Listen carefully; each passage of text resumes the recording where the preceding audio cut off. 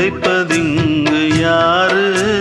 கலங்கும் போது சேரு, அது தெளியும் போது நீரு.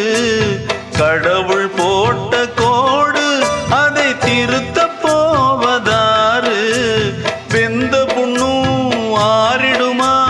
வேதனை தான் தீர்ந்திடுமா? விண்ணுக்கும் மண்ணுக்கும் சம்பந்தம் உண்டுன்னு சொன்னது யாரு? அது மன்னவன் பேரு. அந்த வானத்தை போல மனம் படைச்ச மன்னவனே, பனி துளிய போல குணம் படைச்ச தென்னவனே.